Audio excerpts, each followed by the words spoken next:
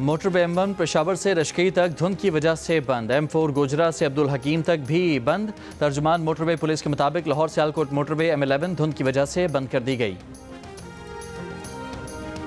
وزیر اعظم شہباز شریف کا کہنا ہے کہ پاکستان معاشی طور پر بحران سے نکل چکا، معیشت کی پائیدار ترقی کے لیے غیر ملکی سرمایہ کاروں کو راغب کرنا ہے۔ معاشی اشاریے بہتر ہوئے ہیں۔ لاہور میں نیشنل ریگولیٹری ریفارمز کی افتتاحی تقریب سے خطاب میں نیشنل ریگولیٹری ریفارمز کو تیزی سے عملی شکل دینے کی ہدایت۔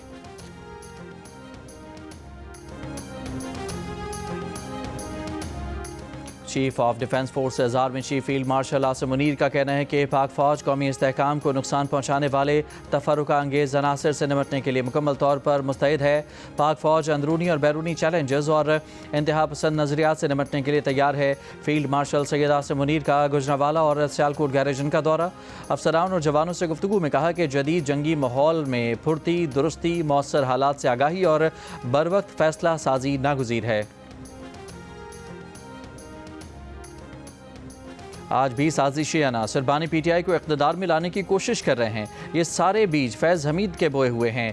وزیر دفاع خواجہ آصف کا دعویٰ، کہا فیض حمید بانی پی ٹی آئی پروجیکٹ کے انچارج تھے۔ 9 مئی فیض حمید کی منصوبہ بندی تھی، man power P T I نے دی۔ فیض حمید نے بطور کور کمانڈر بانی کی سہولت کاری کی۔ 3000 طالبان کو واپس لا کر بسایا گیا۔ پی ٹی آئی اگر وفاق سے تعاون کرے، طالبان کو بھتہ نہ دے تو چند دنوں میں دہشت گردی کا قلعہ کما کر دیں گے۔ فیض حمید کو سزا کے خلاف اپیل کا حق ہے۔ نواز شریف کو ایسی کوئی سہولت میسر نہیں۔ احتساب ان کا بھی ہوگا جو بیوروکریسی اور دیگر اداروں میں چھپے ہوئے ہیں۔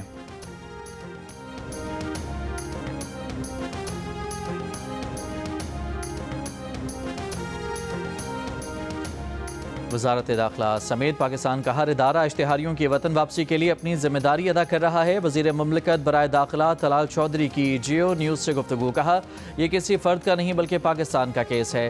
جن اشتہاریوں کی واپسی کی کوششیں کی جا رہی ہیں ان کے خلاف برطانیہ کی عدالتوں نے بھی فیصلے دیے ہیں۔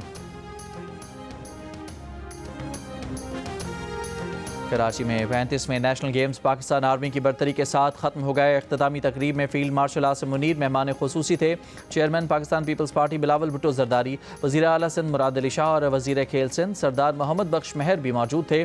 بلاول بھٹو زرداری نے فیلڈ مارشل عاصم منیر کو سندھ کی اجرک اور ٹوپی کا روایتی تحفہ بھی پیش کیا۔ آرمی نے مجموعی طور پر 353 میڈلز کے ساتھ قائد اعظم ٹرافی جیت لی۔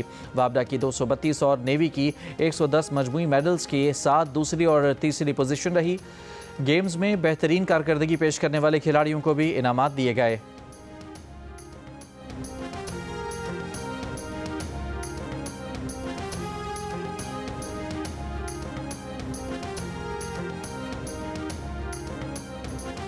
ناظم آباد کراچی میں قادری ہاؤس پر پولیس چھاپا، متعدد افراد گرفتار۔ سنی تحریک کے ترجمان کے مطابق ثروت اعجاز قادری کو کچھ دیر حراست میں رکھنے کے بعد چھوڑ دیا گیا۔ پولیس حکام کے مطابق قادری ہاؤس سے گرفتار ملزمان کا سابقہ مجرمانہ ریکارڈ حاصل کر لیا گیا ہے۔ پولیس کے مطابق ملزم جواد قادری اور شاہزیب کے خلاف قتل سمیت سنگین نوعیت کے متعدد مقدمات درج ہیں۔ شام میں گشت کے دوران فائرنگ کر کے 2 امریکی فوجی اور ان کا مترجم ہلاک کر دیا گیا۔ جوابی فائرنگ میں حملہ آور ہلاک۔ شام حکومت کا کہنا ہے کہ حملہ آور شامی سیکیورٹی فورسز کا اہلکار تھا۔ صدر ٹرمپ کا کہنا ہے کہ حملے کا داعش سے بدلہ لیں گے۔ امریکی فوجیوں پر دوبارہ حملہ ہوا تو جوابی کارروائی کریں گے۔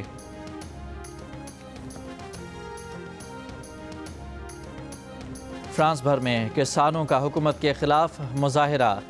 فرانس کی حکومت کا 10 لاکھ مویشیوں کو ویکسین لگانے کا اعلان۔ اقدام سے روزگار متاثر اور معاشی حالات خراب ہوں گے۔ پاکستان کے نامور سٹنٹ مین سلطان محمد گولڈن نے 2 نئے گنیز ورلڈ ریکارڈ قائم کر دیے۔ ڈی ایچ اے کوئٹہ میں ہونے والے سٹنٹ شو میں سلطان گولڈن نے ریورس میں 1 میل کا فاصلہ 57 سیکنڈ میں طے کیا۔ سابقہ عالمی ریکارڈ 1 منٹ 15 سیکنڈ کا تھا۔ سلطان گولڈن نے دوسرا ورلڈ ریکارڈ طویل فاصلے سے ریورس ریمپ جمپ کر کے توڑا۔ سلطان گولڈن نے طویل فاصلے سے ریورس ریمپ جمپ میں 121.72 فٹ کا فاصلہ طے کیا۔ سابقہ عالمی ریکارڈ 89 فٹ اور 3.25 انچ کا تھا۔ وزیر اعظم شہباز شریف کا ریورس کار ڈرائیونگ کا عالمی ریکارڈ توڑنے پر سلطان گولڈن کو خراج تحسین، کہا سلطان گولڈن نے پوری دنیا میں پاکستان کا نام روشن کیا ہے۔ پوری قوم کو سلطان گولڈن پر فخر ہے۔ سٹنٹ شو کی تقریب میں وزیر اعلیٰ بلوچستان سرفراز بگٹی اور گورنر بلوچستان جعفر مندوخیل بھی موجود تھے۔ ایونٹ جیو سپر سے براہ راست نشر کیا گیا۔ لیاری کو بدنام کرنے والوں کی سازش کا جواب، پاکستان میں میرا لیاری کے نام سے فلم تیار، سندھ حکومت نے فلم کی تیاری میں معاونت کی۔ فلم میرا لیاری جنوری کے پہلے ہفتے میں ریلیز کر دی جائے گی۔ صوبائی وزیر شرجیل میمن نے کہا کہ فلم کو بین الاقوامی طور پر ریلیز کیا جائے گا۔ جنگ میں بھارت کو عبرتناک شکست ہوئی، وہ فلموں کے ذریعے ہار کو جیت میں نہیں بدل سکتا۔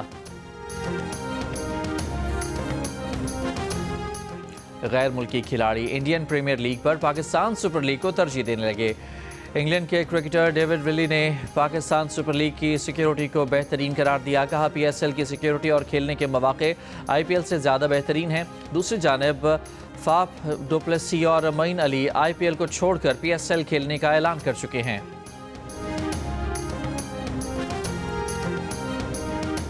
انڈین پریمیئر لیگ کو ایک اور بڑا جھٹکا، سٹار کھلاڑیوں کی طرف سے آئی پی ایل چھوڑنے کے بعد لیگ کی برانڈ ویلیو بھی گرنے لگی۔ 2025 میں برانڈ ویلیو $12 ارب سے کم ہو کر $9.5 ارب ہو گئی۔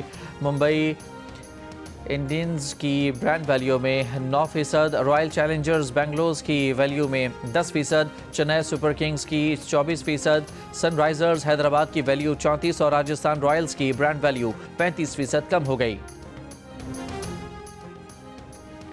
بھارت کے شہر کولکتہ میں star footballer Lionel Messi کے مجسمے کی رونمائی کی تقریب ہنگامہ آرائی کی نظر ہو گئی۔ بھارتی شائقین نے کرسیاں اٹھا کر پھینک دیں، سٹینڈز گرا دیے، ہلڑ بازی مچا دی۔ بھارتی میڈیا کے مطابق شائقین میسی کے جلد چلے جانے اور شاہ رخ خان کے نہ آنے پر غصے میں آ گئے۔ میسی صرف 10 سے 20 منٹ اسٹیڈیم میں رکے۔ میسی کو وزراء نے گھیر رکھا تھا، فینس میسی کو دیکھ بھی نہ سکے۔ شائقین کا کہنا تھا کہ میسی نے نہ تو فٹ بال کی کک لگائی اور نہ ہی کسی سے بات کی۔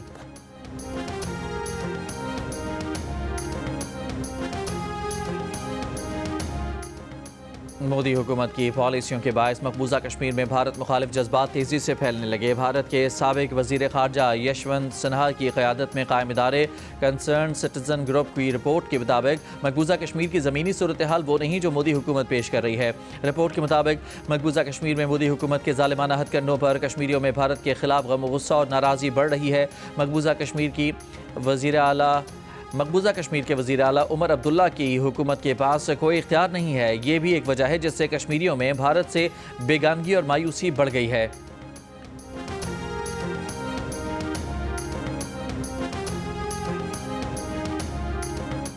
پاکستان بار کونسل کے الیکشن میں پنجاب کی 11 میں سے 10 نشستوں کے غیر سرکاری نتائج سامنے آ گئے۔ 8 نشستوں پر اعظم نذیر تارڑ اور احسن بھون سمیت آسمہ جہانگیر گروپ کے امیدواران کامیاب ہوئے۔ 2 نشستوں پر حامد خان گروپ کے سلمان اکرم راجہ، شفقت چوہان کو فتح ملی۔ حتمی نتیجہ 22 دسمبر کو جاری ہوگا۔ وزیر اعظم شہباز شریف کی انڈیپینڈنٹ گروپ کو واضح برتری پر مبارکباد، کہا وکلاء برادری کا انڈیپینڈنٹ گروپ پر اعتماد ثبوت ہے کہ وکلاء اپنے مسائل کے حل اور آئین اور قانون کی بالادستی کے لیے سنجیدہ اور ذمہ دار قیادت کے خواہاں ہیں۔ وزیر اعظم کا بار اور بینچ کے درمیان ہم آہنگی مضبوط بنانے کے لیے ہر ممکن تعاون جاری رکھنے کا عزم۔